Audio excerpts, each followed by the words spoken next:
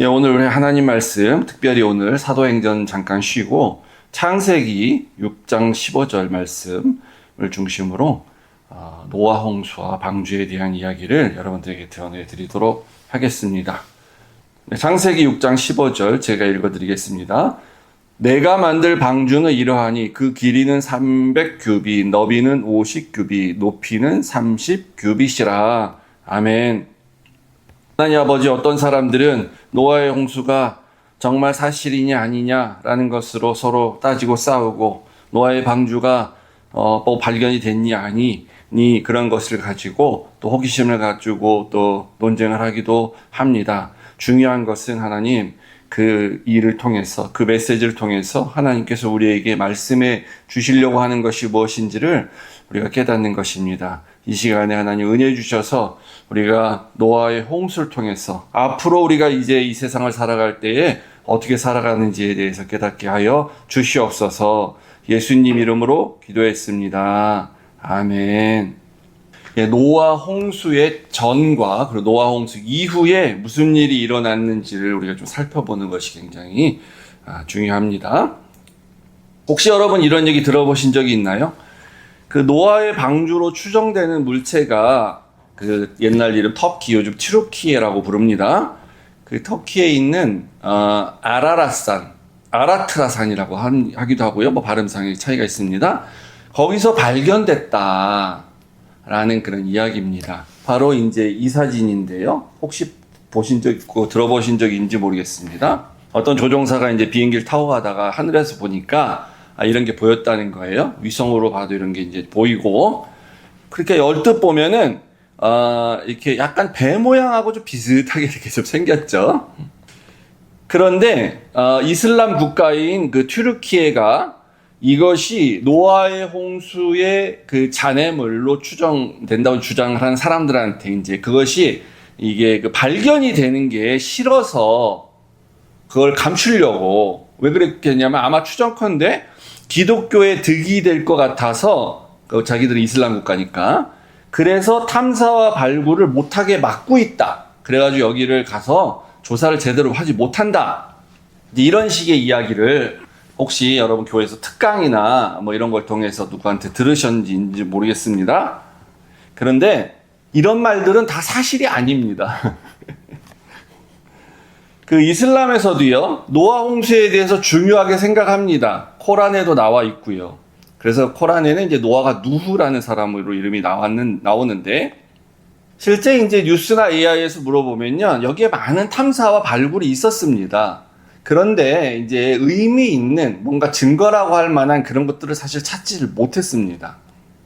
물론 기록에 의하면 여기 이제 못 들어가게 잠시 통제한 적이 있습니다. 그걸 너무 확대해서 지나치게 주장하는 것 같은데, 왜냐하면 여기가 이제 이란과 국경 근처에 있는 산이기 때문에 군사적인 이유로서 좀 잠시 통제한 그런 기간이 있었다라고 하더라고요. 그런데 이제 튀르키예의 입장에서도 보면요, 여기가 정말 무슨 배가 발견이 되고 노아의 방주의 흔적이라고 이렇게 보여진다면, 그 비슷하게라도 나온다면, 그러면 여기를 관광지로 발전시키고 싶어 하죠. 얼마나 많은 관광객이 전 세계에서 몰려오겠습니까? 근데 그게 아니기 때문에 못하는 거예요. 더 이상 오라 그래도 오는 사람이 없는 거예요. 그래서 사실이 아니다. 그렇게 아셔야 됩니다. 그런데도 기독교인들은 왜 그렇게 도대체 증거, 뭔가 눈에 보이는, 이게 노아 방주였으면 좋겠다. 이런 거. 그리고 또 홍해의 어떤 지점에 바다 밑을 들어가 봤더니 무슨 이렇게 그 이집트 시대의 마차, 그 병거들, 뭐 그런 바퀴와 뭐 이런 것들이 발견이 됐다. 그게 바로 바로 왕의 그 군대들이 물에 수장된 거다. 뭐 이런 얘기 막 하고, 또 어느 광야 지방에, 이렇게 광야 사막에 이스라엘 민족이 한 200만 명 되는 그 사람들의 집단적으로 거주를 잠깐 했고, 흔적을 발견했다. 이런 얘기 막 하고 그럽니다. 고고학적으로 발견됐다는 식으로. 그거 다 사실 아닙니다. 어떤 거는 나중에 이렇게 조작 비슷하게 만들어 놓은 것들도 있고요. 근데 왜 이렇게 그런 걸 찾고 싶어 하냐, 되게. 뭐 여러 가지 목적들이 있겠죠. 뭐 관광 이런 걸로 해서, 아니면 주장을 해서 유튜브에서 뭐 조회수 높여가지고 돈 벌고 싶을 수도 있고요. 약간은 제가 생각할 때 우리가 기본적으로 좀 신비한 체험을 추구하는 것과 좀 약간 비슷하다고 좀 생각이 듭니다. 환상 같은 걸 본다든가 뭔가 영적 체험을 하는 그런 걸 말하는 겁니다. 왠지 뭔가 눈에 보이고 만져지는 증거를 내가 보면은 내가 더 잘 믿을 것 같은 생각이 든다는 거죠. 뭐 나쁘다고 할 수는 없는데 꼭 그렇지 않아요. 체험한다고 믿음 좋아지는 거 아닙니다. 또 뭐 내가 전도를 좀 하려면은 더 잘 전도하기 위해서 여기 봐 이런 거 발견됐잖아, 증거 있잖아, 노아홍수 있었어, 방주 발견됐잖아, 이렇게 말하고 싶어서 그럴 수도 있겠지만 근데 그 증명되지도 않고 발견되지도 않아요. 워낙 오래전 일이고요. 사실 있었던 일이 연대적으로도 우리가 정확히 측정할 수가 없고요. 어쨌든 우리가 믿는다고 할 때 믿음은요, 보이지 않는 것을 믿는 게 믿음입니다. 그게 참된 믿음입니다. 잠시 이렇게 서론에서 조금 흥미로운 이야기를 드렸고요. 중요한 것은 이 노아홍수 전에 무슨 일이 있었냐, 성경이 말하는 걸 보는 겁니다. 그리고 노아홍수 이후에 무슨 일이 있었는가를 보는 게 중요합니다. 그래야지만 우리가 신학적 의미를 여기서 찾을 수가 있습니다. 도대체 무슨 일이 있었길래 노아홍수 전에 모든 사람들, 노아의 가족들을 제외한 모든 인류를 하나님을 멸망시키겠다 하시고 홍수를 이 땅 가운데 내리신 건가 하면서 우리가 읽은 15절에 이제 방주를 그런 사이즈로 만들어라 한 절만 제가 그냥 편의상 읽었고요. 온라인으로 들으시는 분들도 있기 때문에. 그런데 이 내용은 여러분들이 세세하게 구절은 잘 기억이 안 나도 뭐 전체적인 얘기는 다 잘 아시는 거기 때문에 제가 한 절만 읽고 나머지는 이렇게 설명을 드리려고 합니다. 그 방주를 만들어라고 하시기 전에 무슨 얘기가 나오냐면 6장 11절부터 13절까지인데요. 그 땅에 하나님 보시기에 너무 사람들이 부패했어요. 아주 포악함이 땅에 가득하였다라고 말하고 있죠. 이 빨간색 글씨 보시면요. 그 13절에 모든 혈육이 있는 자가 포악해, 도대체가. 그래서 내가 그들을 땅과 함께 멸하리라 홍수를 내려서 이렇게 말씀하셨다는 겁니다. 이 포악하다는 게 바로 폭력을 말하는 거예요. 폭력. violence입니다. violence. 우리는 폭력 이렇게 얘기하면요, 사람을 우리가 때리고 뭐 강도짓하고 이런 걸 폭력이라고 생각하는데 이제 그것도 맞아요. 근데 그게 아닙니다. 사실은 이게 굉장히 광범위한 의미예요. 폭력이란 건요. 힘 있는 자가 힘으로 힘 없는 자에게 하는 모든 행동, 그게 다 불법적이지. 그러니까 힘 있는 자가 행하니까 정의롭지 못한 행동들이죠. 그래서 강제로 뭐 빼앗고 뭐 때리고 가서 때려 부시고 심지어는 죽이기도 하고 이런 것들 말할 것 없고 우리가 일상생활에서도 사소하게 겪는 일도 다 폭력에 들어가는 거예요. 예를 들면 오늘날로 치면 뭐 대기업이 갑질하는 거, 이런 거 중소기업한테. 그러니까 물건을 납품을 받았으면 돈을 바로 주면 되잖아. 근데 돈이 없는 게 아니야. 있으면서도 안 줘요. 한 달, 두 달 뒤에 줘요. 왜 그럽니까? 한 달, 두 달 더 갖고 있으면 이자가 늘어나니까. 이런 거 다 폭력적인 거예요. 힘이 있다고 행하는 겁니다. 뭐 직장에서의 이렇게 갑질, 상사가 이렇게 부하한테 하는 거 말할 것도 없고 맨날 우리 듣죠. 심지어는 데이트 폭력 같은 거. 남자와 여자가 청년 때 만나서 이렇게 좀 사귀어 보다가 이게 아니다 싶으면 한쪽이, 특히 여자 쪽에서 나 뭐 더 이상 안 만나겠다 이러면은 남자가 스토킹을 하고 난 못 헤어져, 너 없으면 죽어 뭐 이러는데 이게 지나쳐가지고 살인까지 가고, 부모가 반대한다 그래서 막 그 여자 쪽 부모까지 막 살해하고 막 이런 일들이 아주 극소수지만 일어납니다. 이런 게 다 폭력적인 거예요.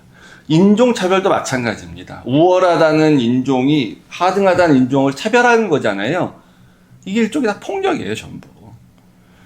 심지어는 우리가 말로 하는 게 언어폭력이라고 하는데요. 가장 많이 일어날 수 있는 게 잘 생각해 보시면 가정이에요, 언어폭력이 오히려. 부모가 자식에게 어릴 때 특히 애들한테 말을 막 함부로 하죠. 제가 구체적으로 얘기하진 않겠습니다. 저도 많이 그런 거 듣고 자랐어요. 그때는 다 그냥 그런가 보다 하고, 부모가 자식에게 막 이렇게 해서는 안 될 말 하는 거, 이런 거 다 언어폭력입니다.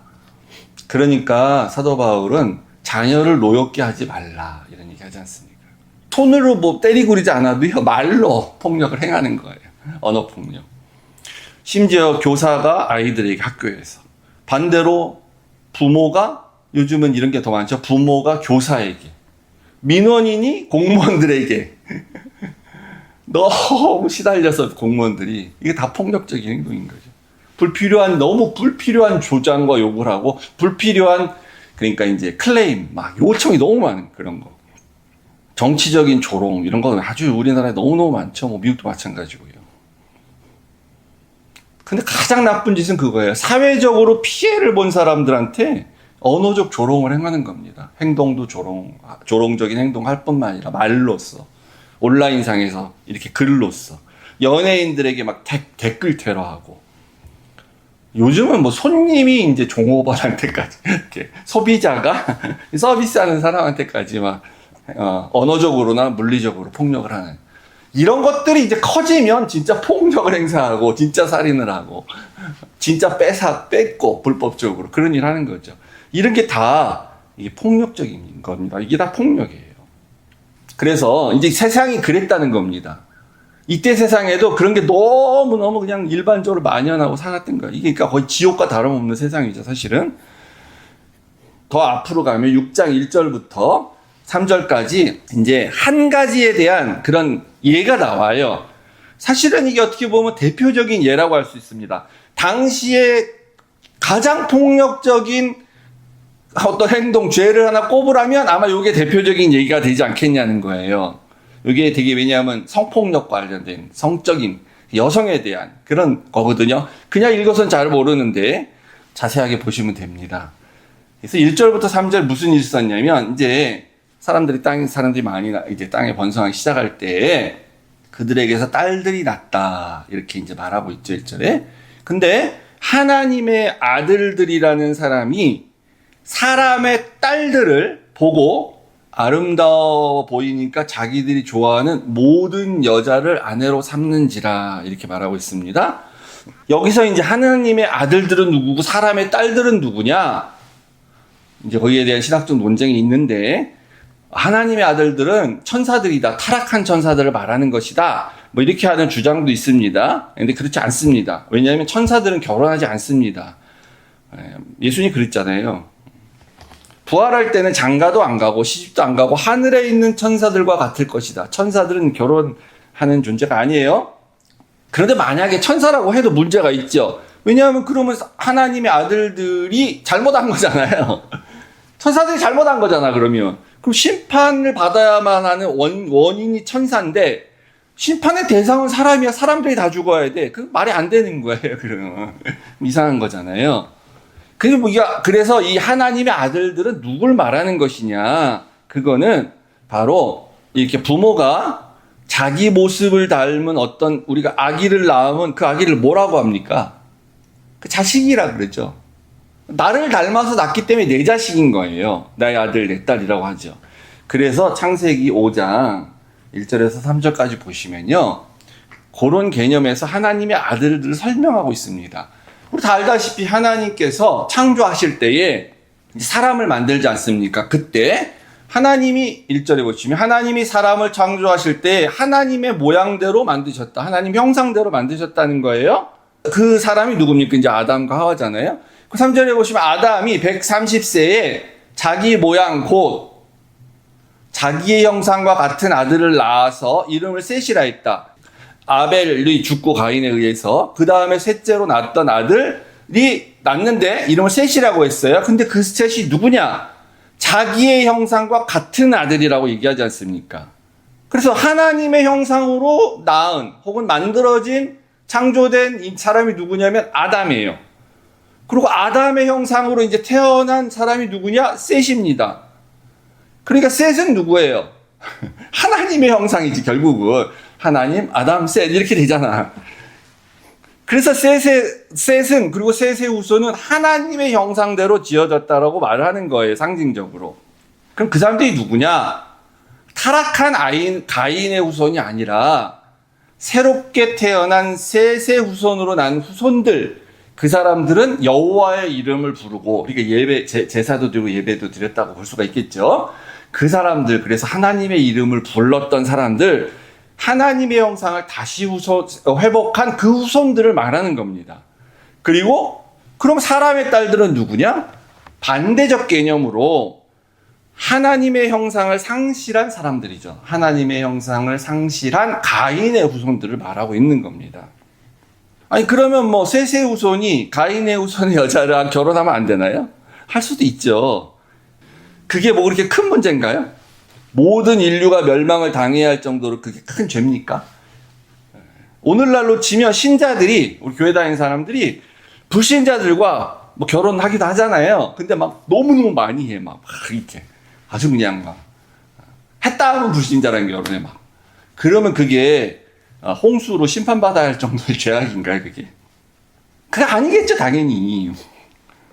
그러면 요 하나님의 아들들이 사람의 딸들을 아내로 삼았다는 말은 이런 결혼을 많이 했다라는 걸 소개하는 게 아니라요. 이 말에 하나님이 보시기에 아주 정말 폭력적이고 포악하다라고 말할 수밖에 없는 이유가 여기에 내포되어 있다는 겁니다.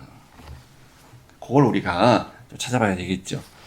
6장 2절을요. 이제 동사와 형용사를 중심으로 다시 한번 보면요. 이렇게 봅니다. 하나님의 아들들이 봐요. 누굴 봐? 사람의 딸들 봐. 봤는데 되게 아름다워. 되게 좋아 보여요. 그리고 나서 그 내가 좋다고 생각되는 모든 여자는 다 자기가 아내로 삼아. 이렇게 한다는 거죠. 이렇게 단계 보고 좋은데 내가 취해야지 하는 거. 요게 어디서 많이 봤습니까? 하와가 타락할 때 3장 6절에서 똑같은 형태로 나오죠. 여자가 나무를 봐. 근데 딱 봤더니 너무너무 이게 아름다워. 탐스럽다 그렇게 얘기하잖아요. 그래서 그걸 따먹어요. 이거 똑같잖아요. 보고 똑같이 봐요. 탐스러웠어. 여기는 좋았어. 따먹었어. 삼았어요. 그게 우리 회사에 나란히 보면 이거예요. 이거를 우리가 뭐라 그러냐면은 히브리인들의 그런 문학에 대한 그런 방식인데 요걸 평행으로 이렇게 놔가지고 요게 같은 사건이다라는 것을 암시하는 겁니다. 그렇게 표현하는 거예요. 지금 무슨 말이냐면 하나님의 이름을 부르는 이렇게 이름을 부르는 그런 셋의 후손이라는 사람들조차 했던 행위가 하와가 선악과를 따먹고 타락할 때와 같다는 것을 이렇게 암시하고 있는 겁니다. 그래서 이거는 단순히 내가 너 마음에 들어 청혼을 해갖고 결혼을 한 게 아니고요. 하나님의 아들들이란 사람들이 갑의 위치에 있어요, 지금. 거의 그러니까 당시 고대 사회의 지배자급 그렇게 되는 거예요, 그 사람들이. 축복을 받았겠지. 그럼 하나님을 더 잘 섬겨야 되는데 그게 아닌 거예요. 힘이 넘치니까 당대 용사들이고 뭐 전쟁도 잘해서들 이기고 자기가 파워가 있어요. 그러니까 어떻게 합니까? 자기가 원하는 대로 폭력적으로 여자의 의사와 상관이 없이 마음대로 모든 여자를 취했다 그러지 않습니까? 마음대로 그냥 자기 부인 이렇게 한 거예요. 뭐 한 명, 뭐 10명, 100명 막 그냥 할 수 있는 거죠. 그러니까 이게 하나님의 형상은 회복은 했는데 셋이 태어나면서 그런데 이제 쭉 시간이 지나면서 살아가다 보니까 하나님을 경외하고 살아가질 않고 그냥 하나님 없이 사는 불신자로 똑같이 살아가는 셋의 후손들이 되었다는 겁니다. 처음으로 이렇게 부인을 2명 뒀다고 나오는 라멕과 같은 그런 사람이 된 거죠. 오늘날로 치면 그거예요. 교회에 다니는 사람들이 소위 말해 하나님의 백성, 하나님의 자녀라고 하는 사람들의 삶이 가만히 보면 세상 사람들하고 똑같아. 세상 사람들이 하고 있는 나쁜 짓을 교회 다니는 사람도 다 똑같이 해. 요러면 요렇게 똑같아졌다는 겁니다. 그 폭력적 문화에 동화되었다는 거예요, 그때. 그 대표적인 행태가 일부 다처제예요. 여자들을 상품화하고 자기의 소유를 생각하는 것. 그래서 이 폭력적인 사회에서 나타나는 그 현상은 뭐냐면요. 이게 이제 폭력이 악인데 이런 악의 가장 큰 피해자가 여자입니다. 그리고 아이들이죠. 그러니까 막 그 묻지마 살인 뭐 이런 게 막 나오고 그러는 거예요. 이게 이제 성착취, 성폭력, 인신매매, 성의 상품화 이런 것들이 이제 오늘날 우리가 살 때 일어나는 거고요. 직장에서의 뭐 그 상사가 위계에 의한 성추행, 성폭력 이런 게 나타나고 그게 이제 고대 사회에선 뭐냐? 일부 다처제로 나타나는 거죠. 여성을 소유로 생각하게 시작하기 때문에 그렇게 되는 겁니다. 오늘날 우리가 사는 세상에서는 폭력이 국가 간에 만약에 폭력이 일어나면 이게 전쟁으로 일어나게 되는 거고, 사회 구조적으로는 강자가 약자를 지배하고 억압하고 착취하는 모습으로, 특히 남자가 여자를 하는 모습으로 그렇게 나타나는 게 바로 폭력이라는 것입니다. 그래서 하나님께서 이제 세상이 너무 이러니까 안 되겠다 해서 홍수로 심판을 하겠다고 하지 않았습니까? 그러면서 이제 6장 3절에 세상이 너무 이러니까 나의 영혼 이제부터는 사람과 함께 하지 않겠다. 나의 영혼 사람으로부터 떠나. 그래서 그들은 육신이 될 거야. 그러면서 그들의 날은 120년이 되리라 라는 말씀하셨는데, 요때부터 이제 120년 이후에 홍수가 일어납니다. 그걸 이제 암시하는 거라고 볼 수도 있어요. 그런데 이제 나의 영이 이제 떠나겠다, 사람과 함께 하지 않는다라는 말에서 우리가 좀 한 가지 생각해 볼 수가 있죠. 하나님이 원래 세상을 창조하실 때에 창세기 1장 2절에 보면 세상을 이제 땅과 하늘로 창조하시고 나서 하나님의 영이 수면 위에 운행하신다. 물 가운데 이렇게 위에, 물 위에 온 물 가운데서 운행하고 계신다. 이런 표현이 있잖아요. 근데 만약에 하나님의 영이 떠나면 어떻게 됩니까? 그러니까 이 물을 통제하는 창조 질서가 없어지게 되는 거죠. 물이 무너지는 거죠. 물이 쏟아지는 거죠. 창조의 축복을 그나마 가지고 계셨던 하나님께서 이젠 거두겠다라는 겁니다. 그러니까 우리가 살고 있는 이 세상이 아주 힘들어지는 그런 세상이 되는 것입니다. 자, 이제 이런 세상이 되면 그러면 하나님이 심판을 하겠다. 나는 도저히 못 봐주겠어. 못 참아. 그렇게 하신다는 게 이제 그게 하나님의 마음이고 하나님의 법입니다. 노아 홍수의 메시지는 그거예요. 이런 세상이 되면 더 이상 너희들 살려둬선 안 돼. 난 심판을 할 거야. 그럼에도 불구하고 이런 폭력적인 세상에서도 그래도 양심을 지키면서 하나님이 주신 그 본질적인 어떤 하나님 형상대로 지음받은 그 형상이 약간 좀 남아가지고 이렇게는 살면 안 되지. 하나님 법대로 살아야지. 하나님 백성대로 살아야지. 그래도 나는 교회 다니는 사람인데 하나님 믿는 사람이잖아. 하나님 원하시는 대로 살아야지 하는 사람들이 아주 소수라도 있을 거 아니에요. 좀 많으면 더 좋고. 아주 소수라도 어쨌든 있을 거 아닙니까? 근데 심판하면 다 죽잖아요. 당시에는 그런 사람이 바로 노아였습니다. 노아. 그래서 그가 만든 방주가, 그리고 자기가 거기 들어가죠. 가족들과. 그리고 자기 살죠. 그래서 그 방주가 구원의 방주가 되는 겁니다. 그래서 우리는 그 신학적 의미를 이제 봐야 되는데, 이 노아 방주 자체가 그래서 주는 메시지가 있어요. 방주 자체가. 방주를 우리가 본 적이 없다 할지라도 성경에 나와 있는 기록만 가지고 제가 요 메시지를 AI한테 이렇게 좀 그림으로 만들어줘 이렇게 부탁했더니 AI가 이거 만들어준 겁니다. 인터넷에서 찾은 게 아니에요. 여기에 딱 보시면요, 우리가 읽은 오늘 6장 15절의 본문인데, 길이를 300규빗으로 해라. 폭은 50규빗이다. 높이는 30규빗으로 해라. 이렇게 나오잖아요. 그런데 요거를 높이는 생각하지 말고 평면으로 가로 세로 크기만 이렇게 비교해 보면은 나중에 아주 한참 더 지난 나중에 만들어질 그 성막이 있는 요 성막 뜰까지 마당까지 딱 이렇게 다 하면은, 그러면은 요게 딱 3배 크기예요. 성막의 3배 크기가 노아의 방주입니다. 그러니까 왜냐면 폭은 50규빗이라고 갔는데 길이가 성막은 100규빗이고 방주는 300규빗이잖아요. 근데 성막이 어떤 데입니까? 거기가 바로 하나님의 임재의 장소고, 거기서 우리가 제사를 지내요. 거기서 죄 용서를 받기 위한 제사를 지내고 죄 용서가 일어나는 거죠. 죄가 용서된다는 게 뭐냐면 그게 다른 말로 하면 구원받는 거예요. 원래 죄인이기 때문에 구원을 받지 못한 사람인데 죄가 용서됐기 때문에 구원받게 되는 거잖아요. 그래서 요 방주가, 노아의 방주가 훗날 하나님께서 이제 모세를 통해서 구체적으로 보여주시게 될 구원 계획의 그런 이제 상징적인 이미지죠. 미리 보여주시는 것 같아요. 보여주는 거예요. 나중엔 이렇게 성막이 될 거야. 라는 거죠. 그리고 이제 우리가 이제 방주가, 이 배가 물에서 이렇게 막 떠다닌다는 걸 한번 생각해 보세요. 그러면 또 뭐가 생각나는 게 있지 않습니까? 뭐가 생각나냐면 모세의 갈대 상자가 생각나죠. 출애굽기 2장 3절에 나오는데, 모세가 어릴 때 이제 그 갈대 상자에 담아서 나일강으로 이렇게 떠내려 보내지 않습니까? 그러니까 그 모세가 원래 이거 바로의 명령에 따라서 나일강에 빠져서 죽어야 돼. 근데 살려주잖아요. 근데 어떻게 삽니까? 갈대 상자에 들어가서 살죠. 그 갈대 상자가 히브리 말로 테바인데 이 노아의 방주할 때 방주도 테바입니다. 똑같이 그렇게 갈대 상자, 이 배 같은 개념이에요. 이 나일강과 홍수, 물이라는 개념 똑같죠. 모세와 노아. 모세는 이제 구원자죠. 하나님을 대리로서. 노아는 구원받게 되는 자죠.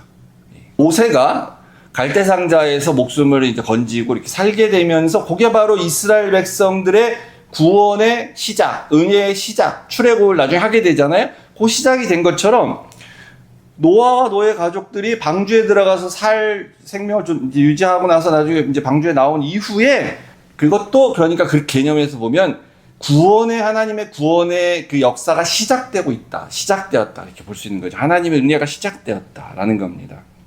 홍수가 끝나고 나서 방주에서 노아가 이제 나와서 그 제단을 쌓고 하나님께 예배를 드립니다. 이제 감사하다 이렇게 다시 또 땅으로 나오게 돼서 하나님 우리 또 살려주셔서 감사합니다. 그런 걸로 이렇게 했겠죠. 그게 8장 21절에 나오는데요. 근데 요때 그 노아가 제사를 지내니까 제단에서 하나님이 아주 무슨 말씀을 하시는데 이 말이 아주 묘합니다. 아주 이상해요. 잘 보세요. 여호와께서 그 향기를 받으시고 그 중심에 이르시되 내가 다시는 사람으로 말미암아 땅을 저주하지 않겠다. 사람들이 너무 포악해져서 이 땅은 저주받았으니까 같이 다 죽어라 땅과 함께. 이렇게 안 하겠다는 겁니다. 아직 앞으로는. 그래서 내가 전에 행한 것 같이 뒷부분 파란색 보시면요. 모든 생물을 다시 멸하지 아니하리니. 그러니까 네가 전에 겪은 그 노아 홍수 같은 그런 홍수 더 이상 없을 거야. 물로 심판하지 않아 이제. 이렇게 말씀을 하신 거예요. 그래서 이제 감사합니다. 그러려니 할 수 있는데 근데 요 앞에 빨간색 요 말이 이상하잖아요. 내가 그렇게 심판을 안 하는데 그 이유가 사람의 마음이 계획하는 바가 어려서부터 악하기 때문에 그렇게 안 한다는 겁니다. 이거 말이 안 되잖아요. 논리적으로. 사람들이 너무너무 포악해서 폭력적이기 때문에 심판하셨어요. 홍수를 멸하셨어요. 근데 하나님의 가만 보니까 사람들은 나중에 악해지는 게 아니라 태어나면서부터 악해. 그러니까 커서도 악해. 논리적으로 당연히 그렇잖아요. 어려서부터 악하니까 태어나면서부터 커서도 악하는 거지. 그러니까 하나님이 심판을 하셨어요. 근데 하나님 보시기에 태어나서부터 악해. 그러면은 적당한 때 돼가지고 계속 심판하시고 계속 죽여야죠. 원래대로 하신다면은. 그런데 반대로 안 한답니다. 사람들이 태어나면서부터 악하기 때문에 심판을 안 하시겠대요. 그게 이상하잖아요, 이 말이. 반대로 얘기하는 것 같잖아요, 이게 반대로.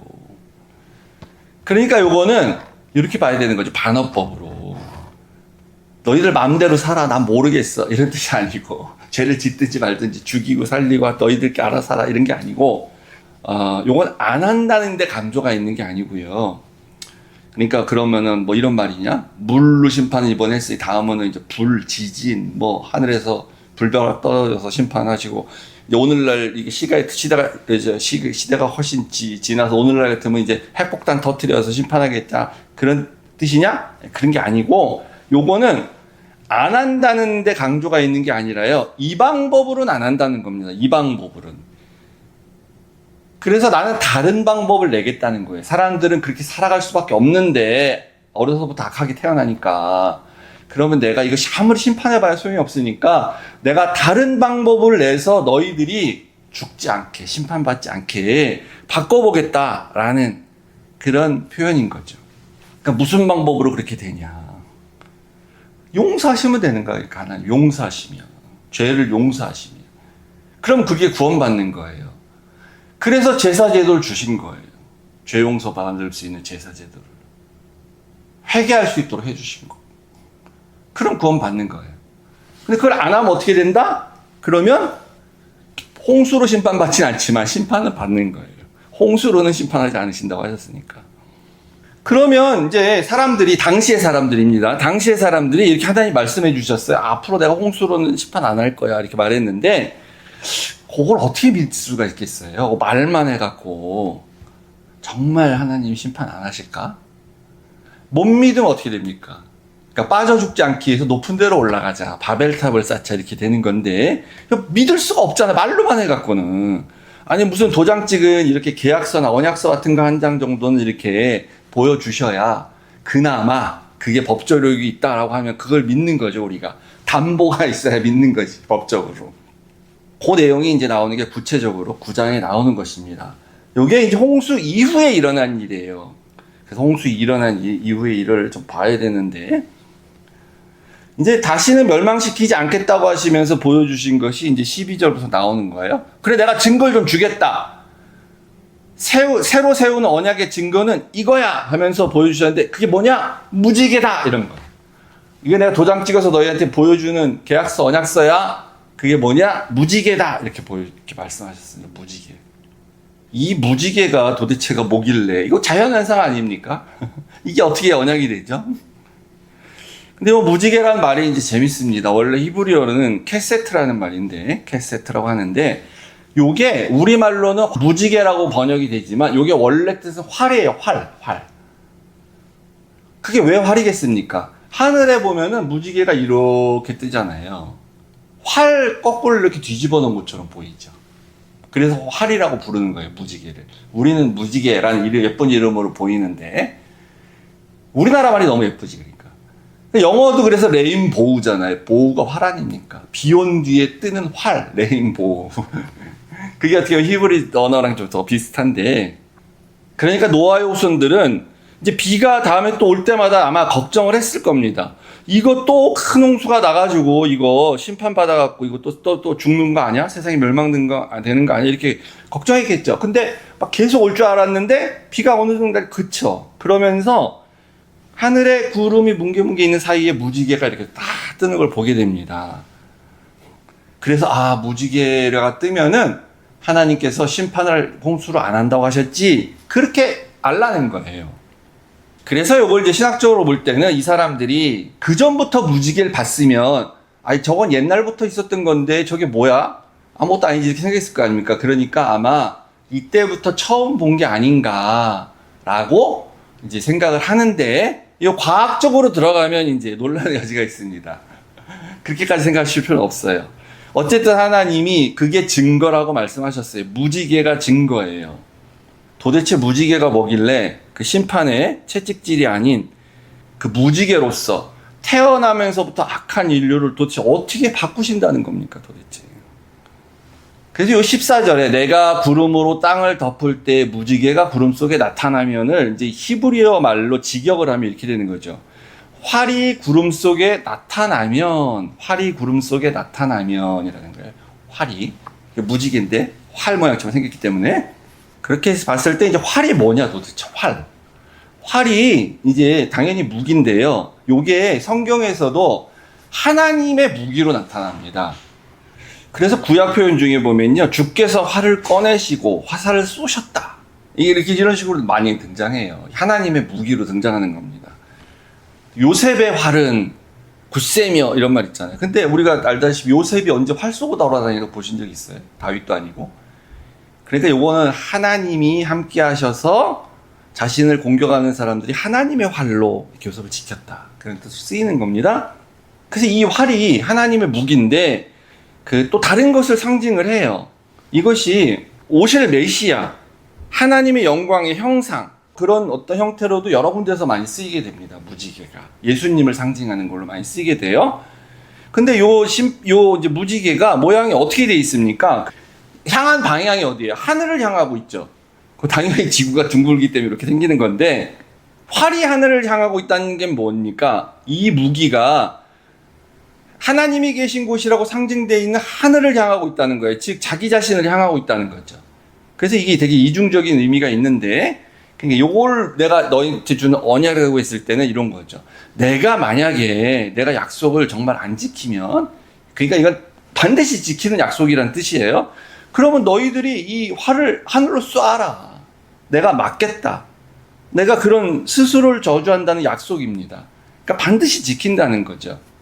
그러니까 내가 이 약속을 지키기 위해서는 스스로에게 화를 쏘는 것 같은 다른 대안을 내겠다는 그런 겁니다. 그 무지개가 비가 오다가 그치면 해가 뜨면서 생기고 이렇게 해서 쭉 자연현상으로 일어납니다. 그런데 14절에 하나님께서 이렇게 말하죠. 내가 구름으로 땅을 덮을 때에 그때 무지개가 구름 속에 나타나면 그때 무지개를 구름 속에 두신다는 거예요. 근데 구름이 만약에 전체 우리가 볼 수 있는 하늘을 다 덮게 되면요.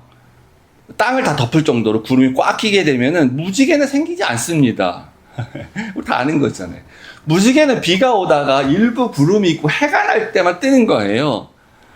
전체가 다 먹구름으로 덮여있는 하늘은 저기 무지개가 안 떠요. 근데 어떻게 무지개가 그때 하늘에 뜨고 거기다가 무지개를 두셨다 구름 속에 나타난다고 얘기를 할 수가 있겠습니까? 다른 의미를 하고 있는 거죠. 다른 상징을 말하고 있는 거죠. 구름이 이 세상을, 이 땅을 다 덮은 걸 생각해 보세요. 그 일이 딱 한 번 일어났습니다. 인류 역사 가운데. 너무 완전히 구름이 꽉 껴서 구름이 온 세상을 다 덮어가지고 낮인데 깜깜한 밤처럼 된 적이 있었어요. 일식이 일어난 게 아닙니다. 예수님이 십자가에 달리셨을 때 3시간 동안 그런 일이 일어났죠. 딱 한 번 일어났습니다. 그때. 구름이 온 세상을 덮었어요, 땅을. 햇볕을 완전히 가릴 만큼의 먹구름이 완전히 깜깜한 밤으로 말들 정도의 구름이 이렇게 온 세상을 덮었습니다. 그때 예수님이 골고다 언덕에 십자가에 달리셔서 하늘에 걸리게 되시죠. 예수님을 상징한다 그랬죠, 무지개가. 하나님의 영광, 메시아를 상징하고. 그 구름 속에서 하늘에 걸린 예수님. 그게 무지개라고 저는 해석을 합니다. 활로서 하나님이 자기 자신을 쏘아서 희생한 것 같은. 그러니까 예수님은 삼위의 성자 하나님이 십자가에서 죽으시잖아요. 활로 이렇게 맞춰 죽으신 것처럼. 그 십자가에서 달리신 예수님, 그 십자가의 무지개를 볼 때마다 하나님이 자기가 그때 내가 그것을 보고서 그때 그 무지개가 하늘에 걸린 걸 보고 나는 다시는 육체를 가진 땅의 모든 생물을 멸하지 않겠다고 한 그 약속을 기억을 한다는 거예요. 계속해서. 약속을 지키겠다. 무슨 방법으로? 그 무지개를 보면서 할 수 있는 방법이 뭐가 있어요? 예수님이 세상의 모든 죄를, 모든 인류의 죄를 대신하셨기 때문에 그 대가로 홍수를 내려서 혹은 불을 내려서 더 이상 인간을 심판하지 않아도 된다는 거죠. 그래서 우리는 그걸 믿어야 돼요. 그 무지개를 볼 때도, 오늘날 우리가 보는 무지개는 물론 자연 현상이지만 무지개를 생각하며 예수님을 생각하고 십자가를 생각하고 그래서 약속하신 그것을 우리가 믿어야 된다. 그걸 믿자. 그게 바로 믿음입니다. 우리에게 주신 표예요. 무지개가 표. 언약의 표. 구원의 표. 그런데 사람들은 안 믿습니다. 믿는 사람도 있고 안 믿는 사람도 이쪽에서. 가인이 죄를 짓고 도망 다닐 때 하나님께서 너를 해하지 못한다고 하고 가인에게 무슨 표를 주셨어요. 가인에게. 그죠? 그러면 그 표만 있으면 가인은 보호가 돼요. 그런데 가인은 믿지 않았죠. 그래서 어떻게 했습니까? 이 표로는 내가 도대체 못 믿겠다. 나는 나를 내 스스로 보호해야 되겠다 하면서 성을 쌓죠. 가인이. 노아의 후손들에게 무지개 표를 주셨어요. 근데 그 후손들 중에는 또 안 믿죠. 안 믿는 사람들이 있어요. 안 믿으니까 어떻게 합니까? 뭐 해야 됩니까? 홍수가 왔을 때 빠져 죽으면 안 되니까 바벨탑을 쌓게 되는 겁니다. 높은 데로 올라가기 위해서. 이런 모습들이 바로 안 믿는 사람들의 인생을 대표하는 것이죠. 그래서 우리는 노아의 방주를 이렇게 보면서 방주가 발견되었나 아닌가 그런 게 중요한 게 아니고요. 노아의 방주를 보면서 바로 십자가를 볼 수가 있어야 돼요. 그 십자가를 보면서 왜 홍수가 일어났고 홍수 이후에 하나님 우리에게 무슨 언약의 약속을 하셨고 그 십자가에 달리신 예수님, 그 십자가에 달리신 그 구름 속에 나타난 그 십자가에 달리신 무지개, 그 구름 속에 나타난 그 무지개를 보고 하나님이 하신 언약의 말씀이 무엇인가 생각하고 그걸 우리는 믿는다. 나는 그것을 믿는다. 그렇게 볼 수 있으면 바로 우리가 구원의 방주에 탄 사람들임을 여러분들 믿으시기 바랍니다. 그렇게 주의 이름 축복합니다. 흔들리지 않는 믿음을 가지고 끝까지 예수님 다시 오셔서 이 세상을 심판하실 때에 우리는 구원받는 그런 사람 되시기를 다 축복하고, 또 특별히 오늘 또 이렇게 노아의 방주를 순례하는 우리 또 믿음의 식구들 가운데 또 하나님의 축복을 드립니다. 아멘.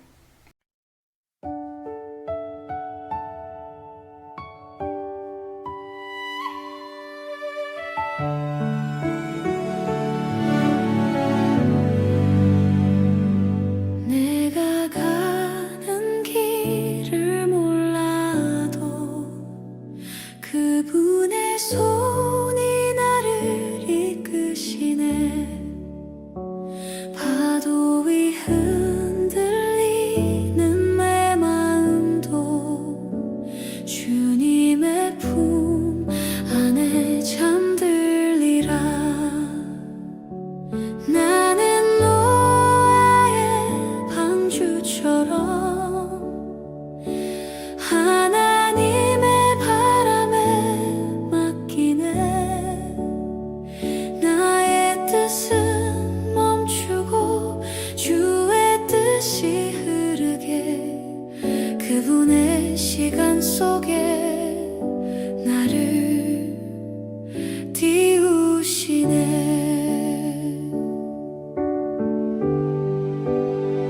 닫힌 문 너머 들려오는 세상 소리 두렵지 않네. 주가 친히 나의 문을 닫으시고 그 안에 평안을 주시네. 나는 노아의 방주처럼 주님 손에 나를 맡기네. 거친 물결 속에도 주의 뜻이 머물러 나의 길은 주의 길이 되리라.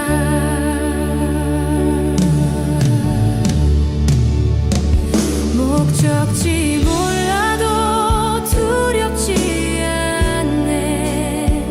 주님의 눈이 나를 보시네. 세상의 풍랑은 사라지고 주의 손길이 나를 안으시네. 나는 노아의 방주처럼